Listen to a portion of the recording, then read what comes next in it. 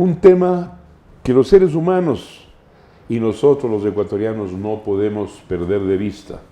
Es cuando el poder, cualquier poder que éste sea, poder político, poder eclesiástico, poder militar, poder económico, ¿no es cierto?, es tomado, disculpen la comparación, por el diablo.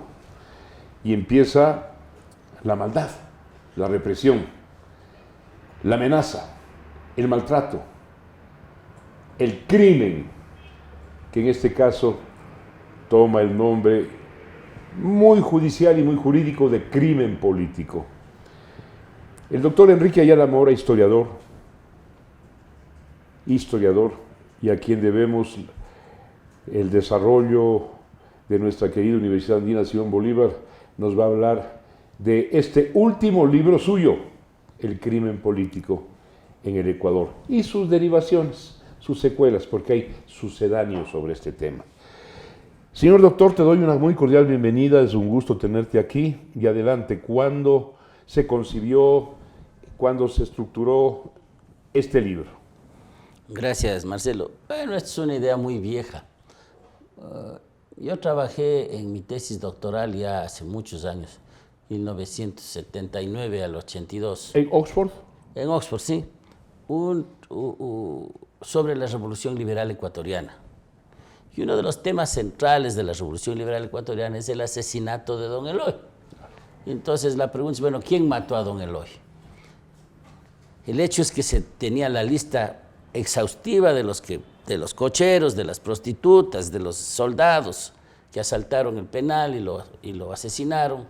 Y se tenía la evidencia de que el encargado del poder, el presidente de la República, su ministro de Gobierno, como se llamaba entonces, del Interior, y el ministro de Guerra, el ministro de Defensa, actuaron directamente. Se supo también que hubo curas asusando el asesinato. ¿Esta palabra, actuaron directamente, significa autores intelectuales? No solo intelectuales, yo creo que en el caso del ministro del Interior, él le pagó al cochero que le mató a Alfaro media hora antes. Pero sin embargo el crimen quedó impune. Una hermosa alegato del doctor Pío Jaramillo Alvarado, que acusaba desde la cabeza del poder hasta sus actores, quedó en nada. Un congreso irresponsable los sobreseyó y aquí estamos. Lo mismo pasó en buena parte con el crimen de García Moreno, con el crimen del 15 de noviembre de 1922, en fin. Entonces, pues, después de intentar explicar por qué murió Alfaro, un capítulo que yo preparé, incluso luego hicimos un libro que se llama El crimen del ejido, cuando se cumplieron 100 años en el 2012, pues comencé a escribir sobre crímenes políticos que yo había conocido en la historia y preparé un proyecto cuando era profesor de la Universidad Central y invité a algunos colegas a escribir. Y ahí salió un primer tomo que tenía guardado porque no se completaba, porque no encontraba quien escriba determinadas actividades. Y entonces solo el 2014, 2013, 2014 retomé el programa en la Universidad Andina y preparé un primer volumen que se llama El poder y la muerte, crímenes políticos en el Ecuador, 1830-1959.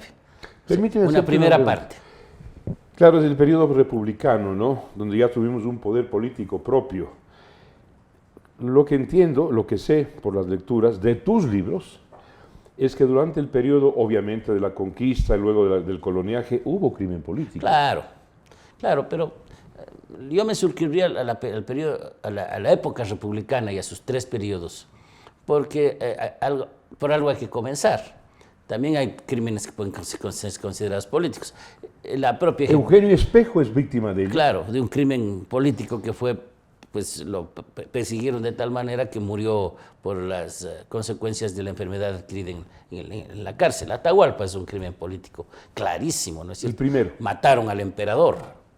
Entonces, pero también es curioso el asesinato de Huáscar. A ver, que le culpan a Atahualpa. Voy a hacerte un paréntesis porque de esto tengo una vaga memoria.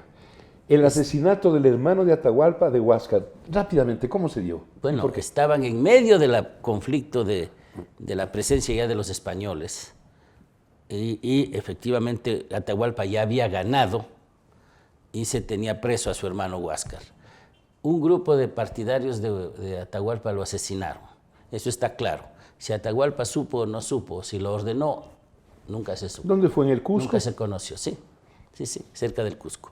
Entonces, bueno, podríamos avanzar, pero lo que faltaba era preparar el segundo tomo, y el segundo tomo lo hicimos en el año anterior, se publicó, se apareció en diciembre, y en enero pues teníamos ya este libro circulando, que es el crimen, que se llama Los muertos de la política. El crimen político en la historia del Ecuador, 1960, 2018.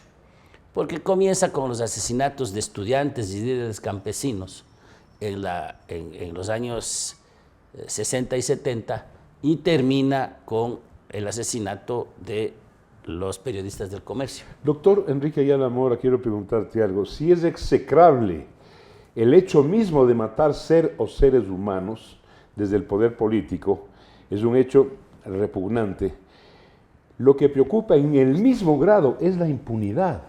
¿Cómo es posible que la muerte el 15 de noviembre del 22, el arrastre monstruoso, bárbaro del general Alfaro, la muerte a machetazos de García Moreno, ¿no es cierto? Porque son crímenes tan ostensibles, tan visibles, tan sangrientos, que llama la atención esto otro, la impunidad. Es que la impunidad es la contraparte del crimen. El poder mata, asesina, encubre, pero también garantiza la impunidad. El manejo del poder judicial, el manejo de una defensa adecuada, una defensa sobrevalorada para los acusados, y a veces ninguna capacidad jurídica de las víctimas. Esto pasa hasta el último tiempo, incluso con un código penal que lo prepararon los correístas para la impunidad. Ese es el caso más extremo y último. Se han dado anteriores. La dictadura militar de Durán Arcentales, por ejemplo, y de ese ministro de gobierno, Jarrín Cagüeñas. Esa dictadura no solamente que encubrió el crimen de Astra, de Abdón Calderón no pudieron, lo descubrieron y se fue preso el ministro de gobierno, pero se fue preso a un cuartel.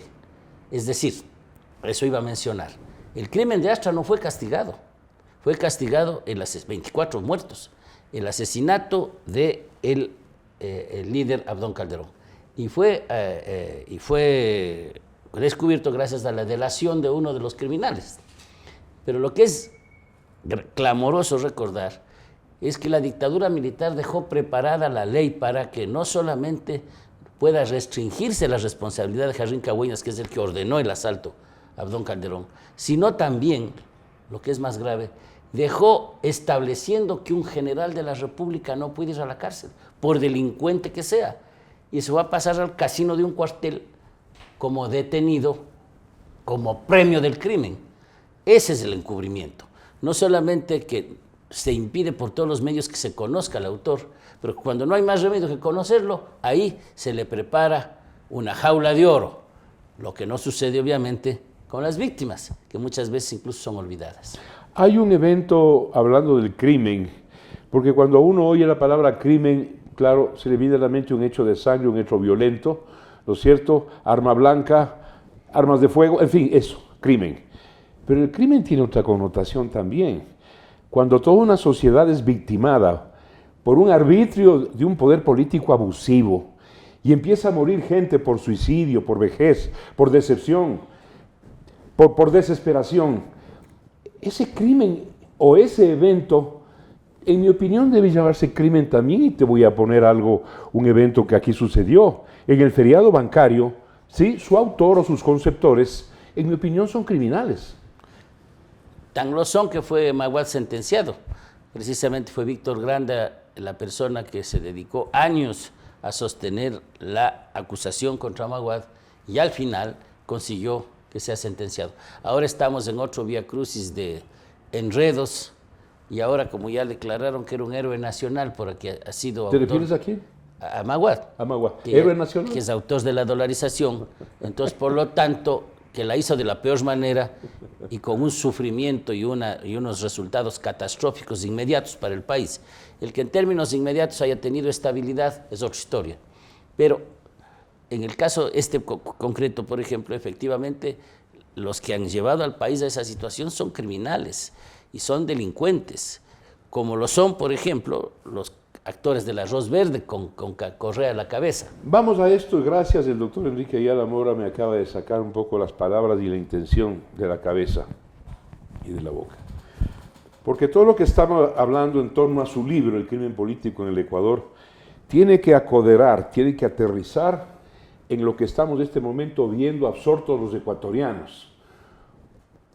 Una cantidad de irregularidades inéditas en el Ecuador, un saqueo, un robo, y un poder judicial y un esquema jurídico que corre el riesgo, para nosotros el riesgo de dejar todo esto impune. Arroz Verde, por ejemplo, que acabas tú de mencionar. Bueno, yo quisiera conversar un poquito después sobre el tema de otros crímenes políticos, pero cerremos el tema de los asesinatos políticos. Con gusto. Porque, digamos, los libros... Más bien dicho, con disgusto, pero adelante. Los dos libros, y este último desde luego, se refieren a asesinatos. Por lo tanto, en donde hay un actor directo que mata a una persona o que provoca su muerte. En ese sentido, pues, el crimen se restringe a esta actividad, a este hecho, que es el asesinato. No quiere decir que no hayan otros crímenes, pero el asesinato, además, en condiciones de lucha por el poder. Eso es muy importante. Entonces, en ese sentido, pues, hay en el caso por ejemplo, la muerte de Abdón Calderón, la muerte de Jaime Hurtado, la muerte de Naim Isaías, en el marco de la represión al movimiento Alfaro Vive, y luego hay otros casos, ¿no? Pero curiosamente los de la década correísta son los más numerosos. Batieron el récord, son más que la masacre de Astra. ¿Y por qué? Porque en esos 10 años se dieron una serie de muertes violentas, de asesinatos, que algunos directamente son imputables a Correa, a sus ministros, a gente estrechamente vinculada con el poder. Por ejemplo, el caso del asesinato del líder indígena de Tendetza, por ejemplo, que es asesinado. ¿Al Bosco? Ese es Bosco Huitzuma, es el otro. Son dos Schwarz. Pero el de Tendetza, que es mucho más directo, lo matan sicarios, que parece que son sicarios de una compañía china. Y el gobierno, desde Correa para abajo, encubren el asesinato. Lo que hacen es impedir que se investigue, se roban las actas de la autopsia, y hacen una autopsia en que dicen que se ha muerto ahogado, luego tienen que repetir por presión una nueva autopsia y aparece que ha sido apuñalado no sé cuántas veces. Es decir, en este caso, por ejemplo, hay responsabilidad directa. En otros casos hay responsabilidad o sospecha indirecta, ¿no?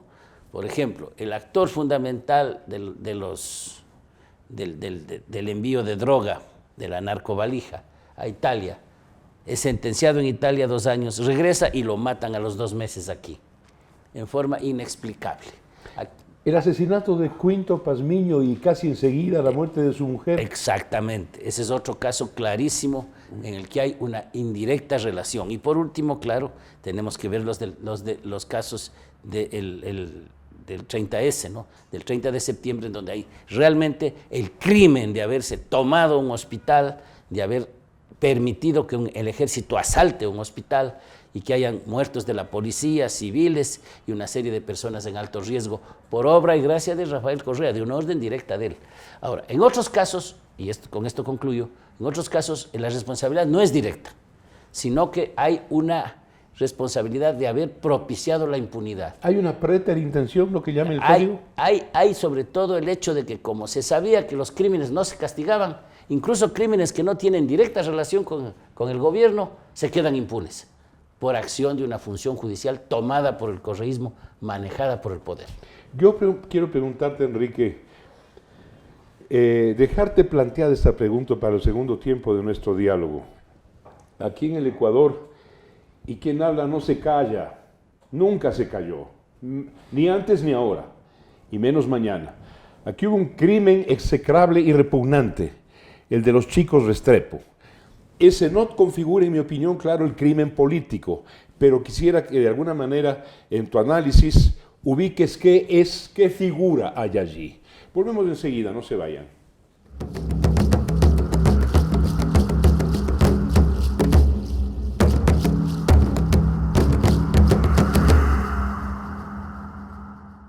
Quedó planteada la pregunta para el historiador y ciudadano Cides, de Méritos Patrióticos, Enrique Ayala Mora,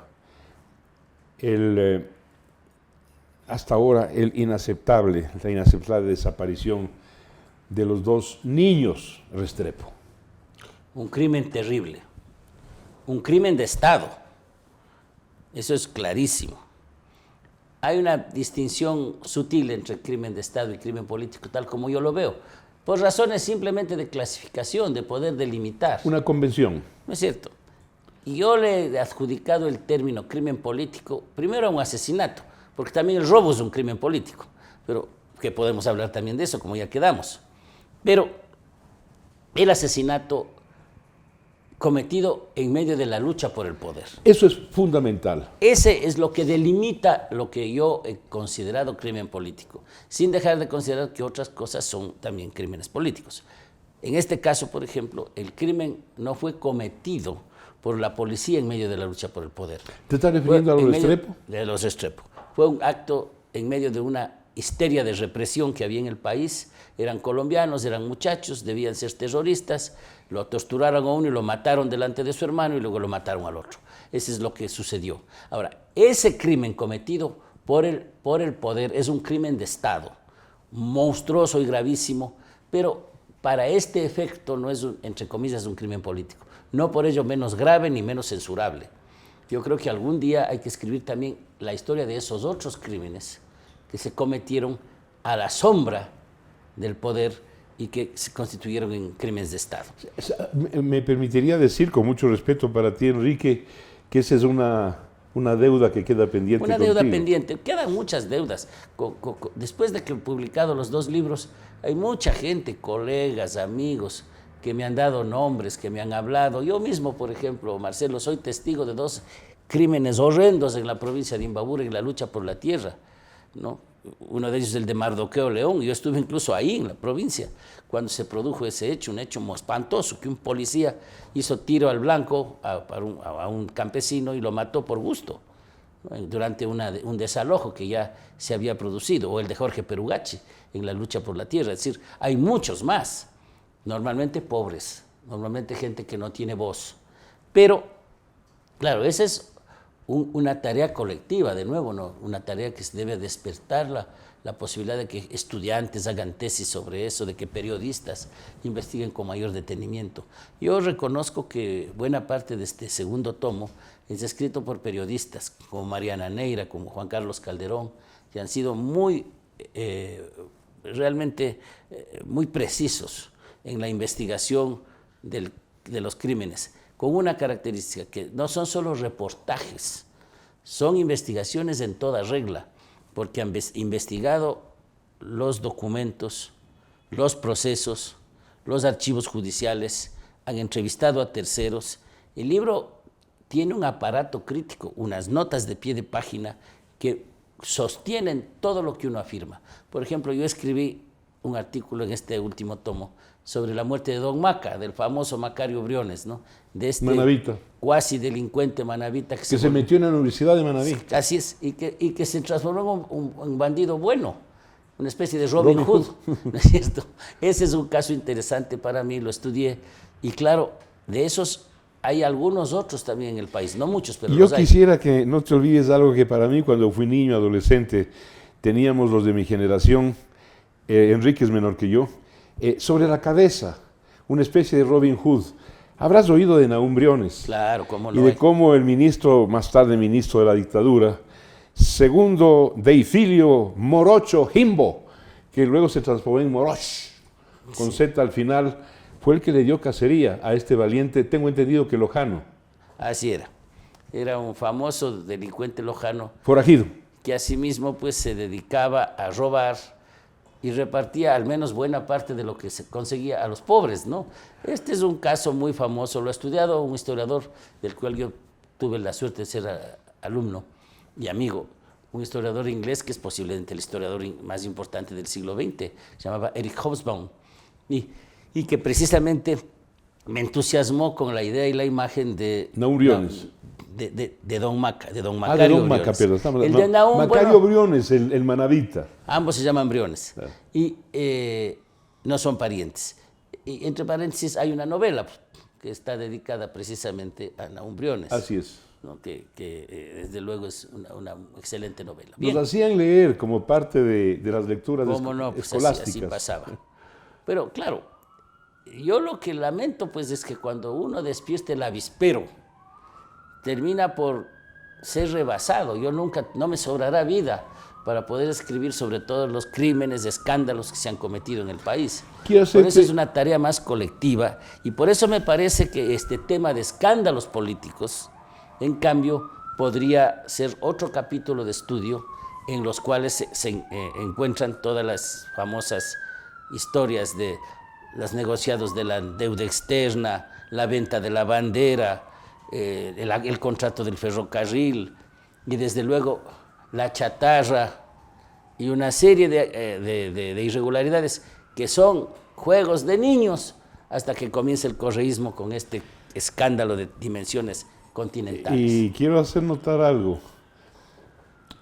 Yo no estoy aquí para alabar a nadie. Soy crudo en la crítica, pero cuando tengo que reconocer méritos, lo hago también. No con generosidad, pero con objetividad. El doctor Enrique Ayala Mora es un socialista convencido. Es un socialista que entiende la doctrina porque la ha leído, la ha digerido. Es crítico de su propia doctrina y es crítico de sus propios colegas, de sus coidearios, cuando da lugar a la crítica. Es un socialista demócrata, lo cual no es muy común en el Ecuador. Y no es alabanza, no quiero que contestes nada, pero te voy a preguntar algo porque te oí la palabra juego de niños frente a lo que aconteció con el correísmo.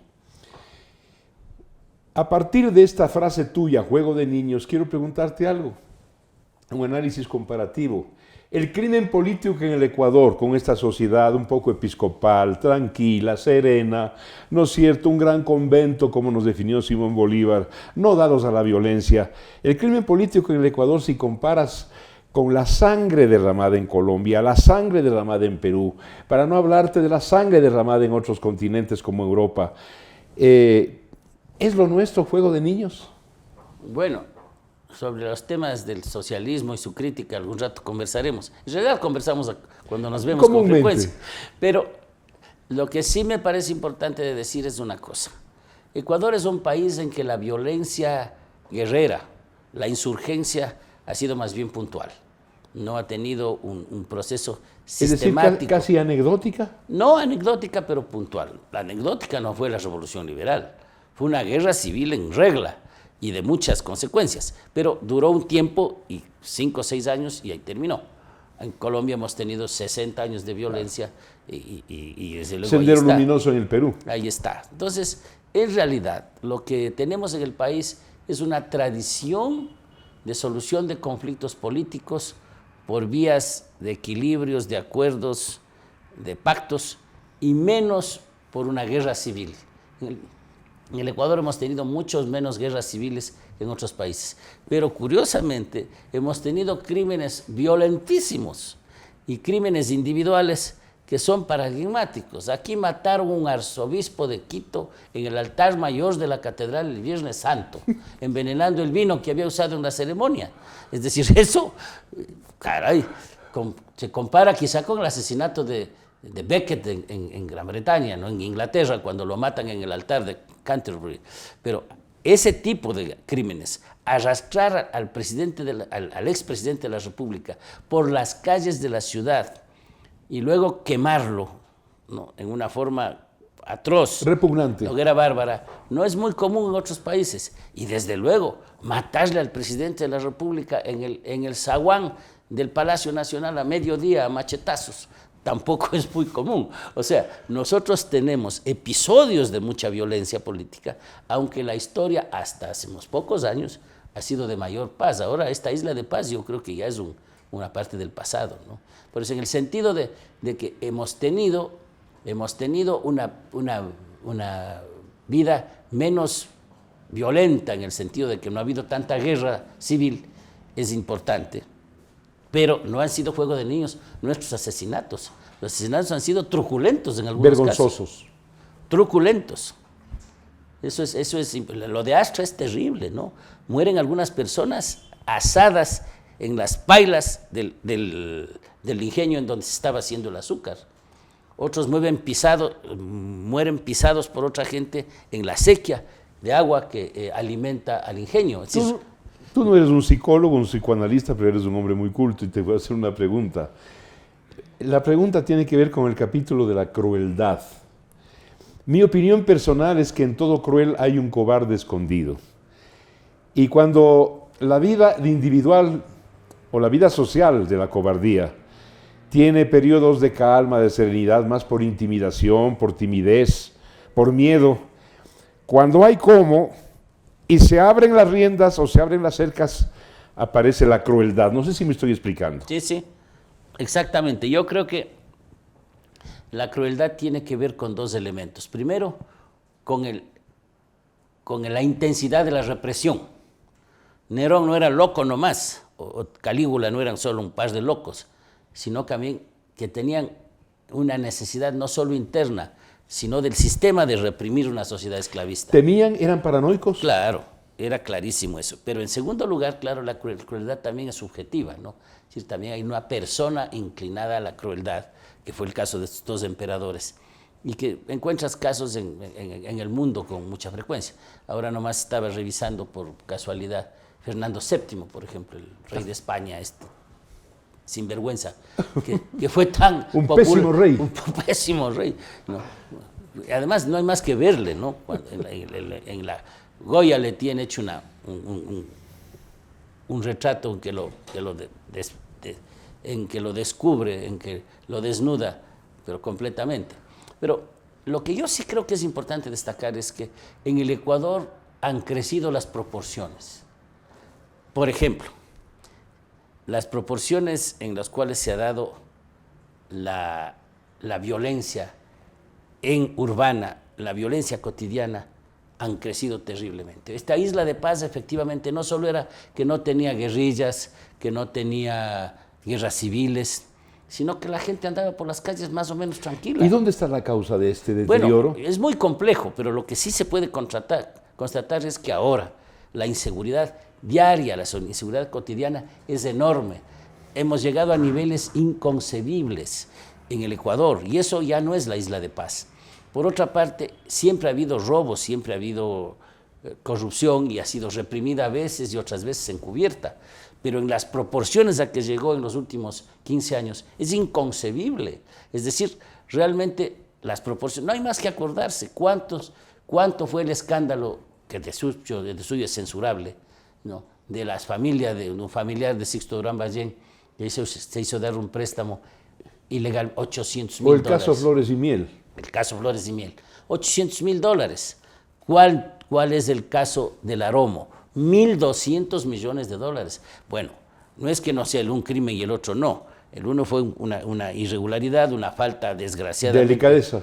No solo de delicadeza, sino un abuso, definitivamente. Y el otro fue un crimen horrendo cometido por el chavismo, por Correa, por estos charlatanes que vinieron a hacerle creer al país que estaban salvando al continente y a la larga se llevaron la plata, porque además en el caso del Aromo se llevaron un pozo petrolero que todavía está en discusión. Entonces, las dimensiones de la corrupción, las dimensiones de la violencia cotidiana han cambiado, se han desbordado en el país y eso es lo que ahora estamos afrontando. No necesito hacerle a Enrique Ayala una última pregunta expresa, porque implícitamente lo acaba de decir. Cuando le pregunté cuáles son las causas de este deterioro, de esta desaparición de la isla de paz que era el país, ¿dónde está? Le dije, el tema es complejo, y lo es. Sin duda es complejo. No se puede, ¿no es cierto?, ubicar una sola elemento detonante. Hay una gran cantidad de coadyuvantes, matices, otros principales, otros accidentales, así es. Pero hay algo que entiendo de lo que acabo de oírle a Enrique.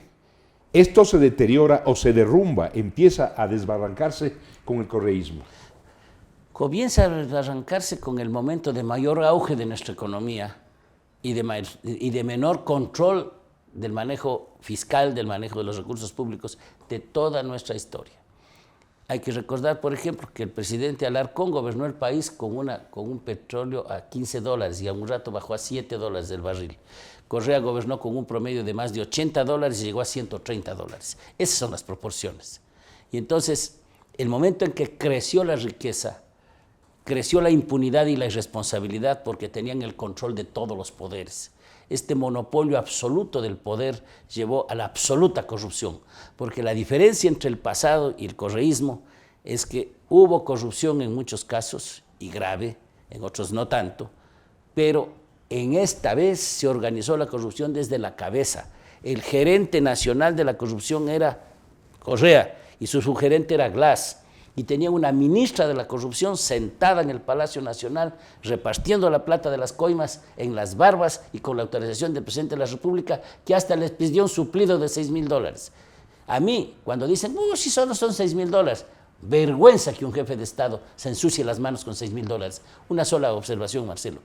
El vicepresidente de Uruguay, del Frente Amplio, que acaba de dejar el poder, le descubrieron que había utilizado una tarjeta de crédito oficial. Por $6.000. Por $5.000. $5.000. Después de eso renunció. ¿Renunció? Renunció porque dijo que por delicadeza él no podía continuar. Los $6.000 de Correa no son $6.000, son décadas de impunidad y de robo que están ahora siendo parte de la historia nacional. Y por eso es que gentes como la fiscal, con todas las limitaciones que pueda tener la fiscal general, está cumpliendo una tarea patriótica y hay que respaldarle. Valiente. Porque los delincuentes Valiente. van a atacarla, van a acosarla. Y yo creo que hay y su vida corre peligro. Así es, eso está clarísimo. No es lo mismo un punga que un atracador, pero a partir de las palabras que hemos oído del historiador Enrique Ayala, este Correa, este sinvergüenza, este depravado, fue saqueador, atracador, ladrón, pero también punga, también ratero. Hay un fenómeno psicológico que es la cleptomanía, también cleptómano. Es decir, una verdadera vergüenza, porque Correa qué pecado no habrá cometido. Esto lo estoy diciendo yo. Enrique, mil gracias por el honor de haber venido a Enfoque TV, a mi segmento. Quiero comprometerte a algo, a un análisis tuyo profundo de qué es lo que está pasando con esta inhibición, esta intimidación de la sociedad civil ecuatoriana ante tanto desbarajuste. ¿Te parecería que el tema es adecuado? Lo enfrentaremos no con gusto, sino con responsabilidad. Con responsabilidad. Muchísimas gracias a ustedes fundamentalmente por haber asistido a esta conversación.